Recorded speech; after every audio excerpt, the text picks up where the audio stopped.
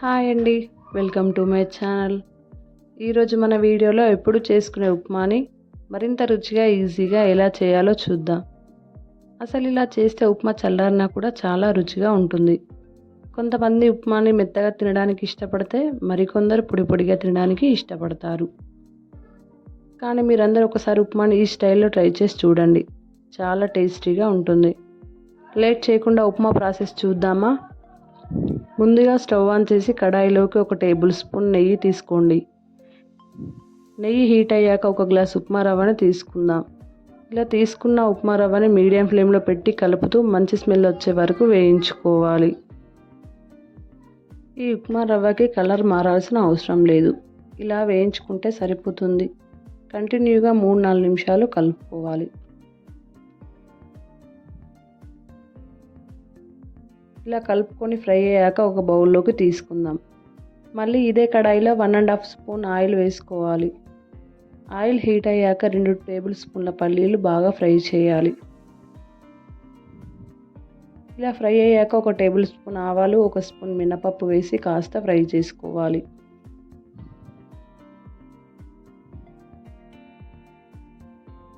ఇందులోనే క్యారెట్ ముక్కలు తీసుకొని మరి కాస్త ఫ్రై చేయండి.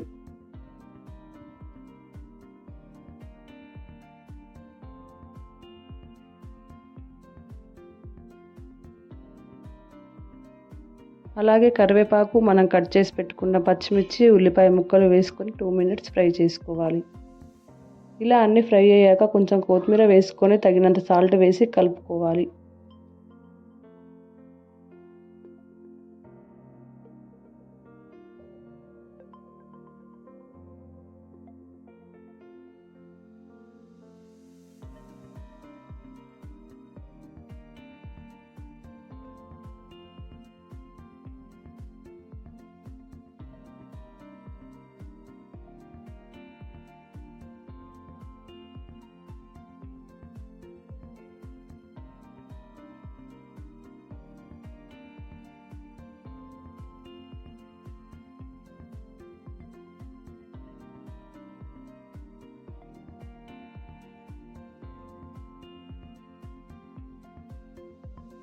ఇలా బాగా కలుపుకొని ఇందులోకి మనం రవ్వ తీసుకున్న గ్లాస్తో 2.5 గ్లాస్ వాటర్ని తీసుకోవాలి.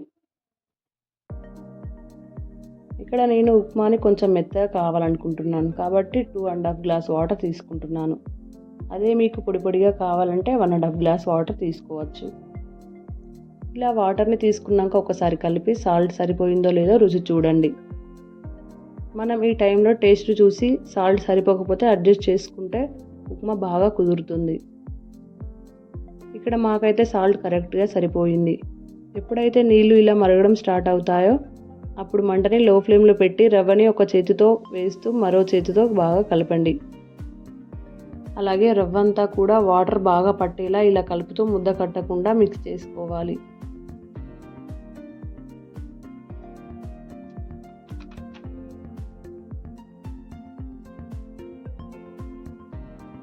ఇలా కలుపుకున్నాక మంటని లో ఫ్లేమ్లో మూత పెట్టి 4-5 నిమిషాలు ఉడికించుకోవాలి. మధ్య మధ్యలో కలుపుతూ ఉప్మా రవ్వని బాగా ఉడికించాలి.